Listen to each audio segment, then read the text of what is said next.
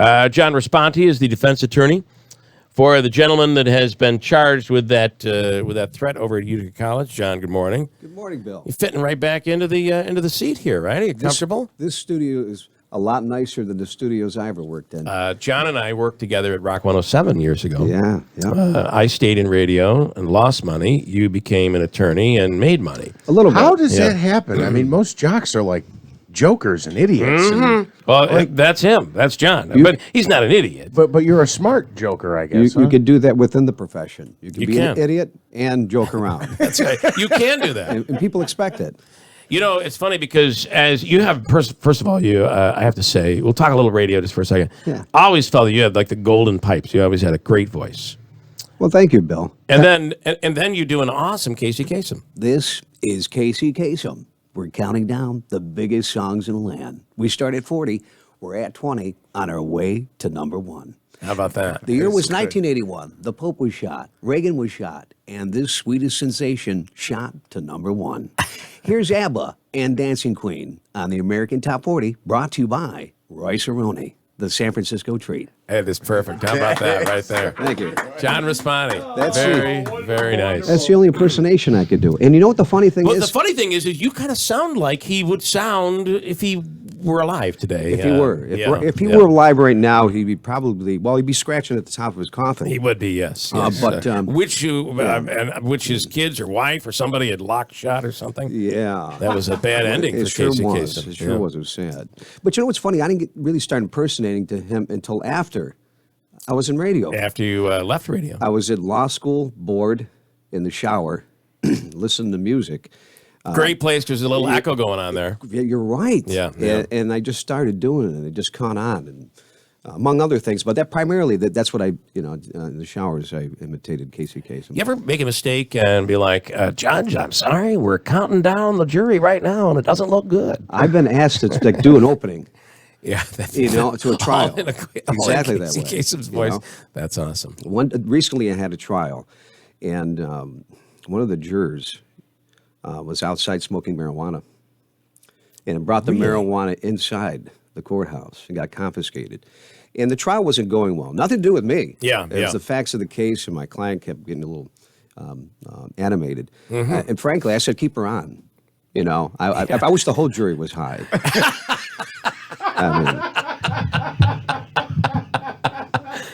I'm just joking around. See, that's what I said about. See, I like it. That's not a true story. Please tell me. You can joke around and be a lawyer. That's what You I'm saying. can joke around and be a lawyer. There's no doubt about it. All right. So tell me about your. They've offered you a deal. Yeah. Let's go back to a few weeks ago. The threat at Utica College, shutdowns throughout the area, all after the shootings in Parkland, Florida, and it scared a lot of people, cost a lot of money. They're saying your guy did it, and they've offered him a deal. Yeah.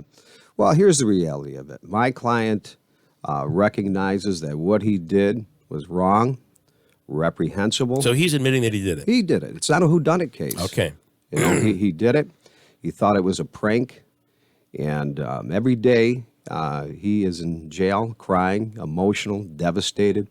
I've been telling everybody, this is somebody who was about to graduate from Utica College on the dean's list, ready to go into physical therapy, worked 3 jobs in addition to those full-time studies to help out his parents who are disabled and not working. He has a 12-year-old sister. This is not a bad person. It's a good person who did a bad act. So my question continues and remains, can justice be served? Can a message be sent without ruining a young man's life? Yeah. And people approach me all the time about this case and want to talk about it. And the people who come up to me and talk to me about it say 10 years is too much. We're all on the same page. Yeah. Consequence, punishment, send the message.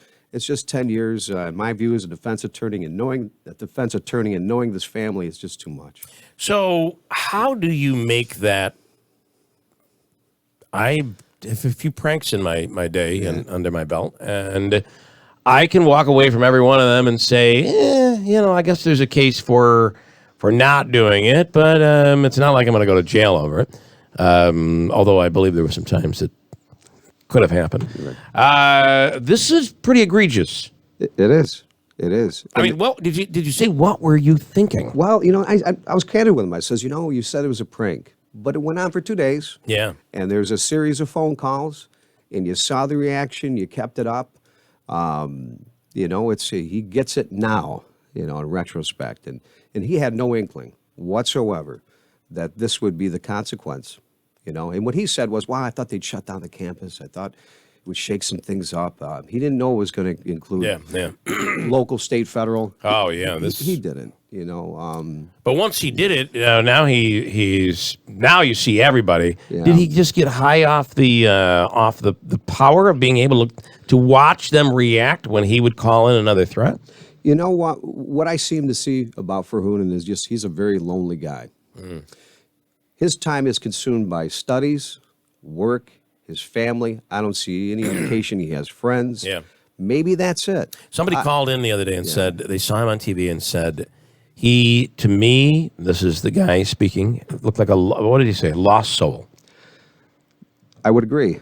I'm troubled, by the whole situation. See, I look at it very differently. I get, that Mr. McNamara is the chief prosecutor. He's got a job to do. I get that. But, it's tough for me because I sit down with the family who cries and my client. Yeah. And they're asking me, John, fight for my son's life. Help me. That's how I feel right now. I'm fighting for somebody's life. And if they're, whatever I can do to make this better, I'd love to sit down with the judge and Mr. McNamara and fashion something very different. It may not be an option. It doesn't appear to be an option.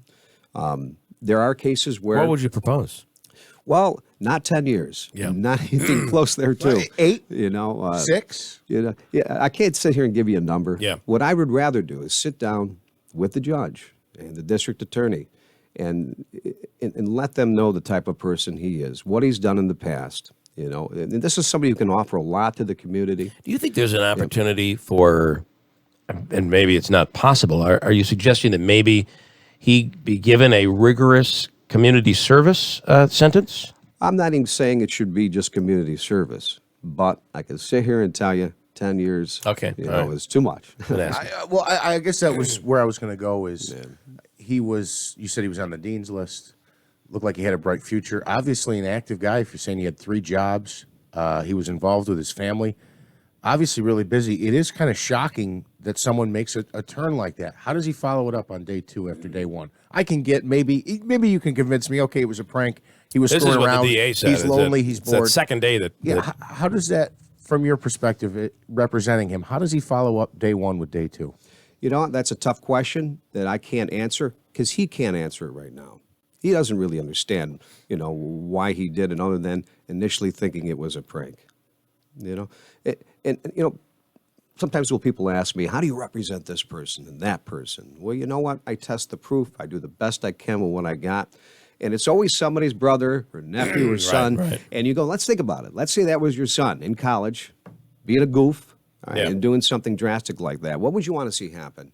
So, I go back to this. What's justice in this case? And I think that's unjust.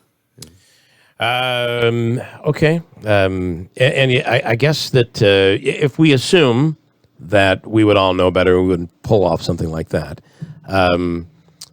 There are cases where, are you a parent? I'm a parent. Yes, yeah. So, my kids have never anything like this, but, I've been like, what were you thinking in so many words? Yeah. So I think as parents, we can understand that at 23 years old? 23. 23-year-old can make some stupid mistakes that can be costly. But the problem is mistakes can be costly, and you were a prosecutor at one time. That's right. I had the best job on the planet, one of the best jobs on the planet, to try to do the right thing. Yeah. And people make mistakes. People are human. And there's a lot of considerations when you're a prosecutor, and I love doing it, and that's what I always thought about every case. What's the right thing? How can we get to a particular result? And in this case, without ruining somebody's life. These people have not had the easiest of lives. I mean, this is a family that fled genocide in Bosnia and seen some horrific things and lost so many family members. And, the parents came here for a better life, provided that better life to their children. And the little 12-year-old looks up to her brother. You know, and if he would have served this sentence, she'd be what, like 22 or something, Yeah. you know, close to that. Yeah. So those are the thoughts that are going through my head, and as we progress in this case. And you know, another thought is too. Sometimes you say, "Well, I'll let the judge make the decision." Yeah. Plead to the entire indictment. The difficulty with that in this case is the obvious. It's very political. It's a hot potato right now, and even the judge presumably would not want at this juncture to do something different. So those are the issues right now and the challenges. Well, we were all on that day. I remember myself saying, "We got to throw the book at whoever these kids. You got to throw the book at these kids." Hey, you know what? I got a 4-year-old, 11-year-old. Yep. Lockdowns at both of their schools. Yep. We get it. You know. Sure. And what would I guess what would he say to? Because you know we look at there's the what could have happened. There could have been an accident. There could have been somebody's gun went off. Anything could have happened by mistake. But there's the other element of this is, and you hear from students and family members that were just distraught, thinking that their kids were going to be shot up like what happened in Florida. It was so close to the Florida shootings. Yeah. What do you think your client would say to those kids and those parents of those kids? Anything that my client could do by way of apology, reparation, service to the community, anything of that nature, I could tell you my client is contrite, devastated, and willing to do it. You know, it's also been pointed out, my client had no means whatsoever to carry out any threat. This is not somebody with any type of gun, weapon, knife, nothing. It's not that type of case. Again, originating as a stupid prank. You saw it on TV. I did. I'm saying he saw it on TV. He Saw the news. He knew the news, what was going on, and he was present there. What if you say this to the DA? Take one of the charges off. We'll just go with one of the days. He pleads guilty. The judge decides what it is. You're looking at 2 to 7. Right. Would that be acceptable for you? That might be an option, you know. But when you're told it's 10 years, it's not going to change. Take it to trial. Suddenly your options become very limited. Sure. And you know what? One thing I will tell people is when you take a case to trial, and I'm making a very general statement right now, you never know what a jury is going to do. right. You just don't. And sometimes they apply the law precisely, and sometimes they let their own personal emotions take over. Now, in this case, you could say, well, you know what? We're going to stick it to him for what he did. Or, you know what they might say? He's a young man, and they might be thinking what people are telling me when they come up to me in public, and that is, they already know there's been a 10-year offer. That's too much. So who knows? Yeah, you don't know. But it's a gamble. It Either certainly way, is. you got to gamble. So is the DA's office that you worked in, are they being unfair? I think that this particular offer is unjust, and I understand why. It's political. The timing is awful. Presumably there's pressure on the district attorney by Utica College, the community, and that's what's happening right now. You know, and part of the DA's job is to send a message. So I'm going to say it again, send a message without ruining the young man's life. Okay. John Raspante, I appreciate it. Can I say something else? Sure.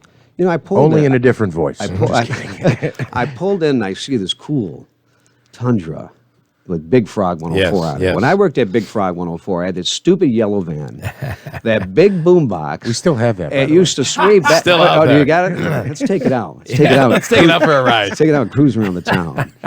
And you know, that thing used to sway back and forth. I almost took out a telephone pole, leaving the field days. And although I worked. You had to drive it. I had to drive that stupid It thing. drove you to the to law school, didn't it?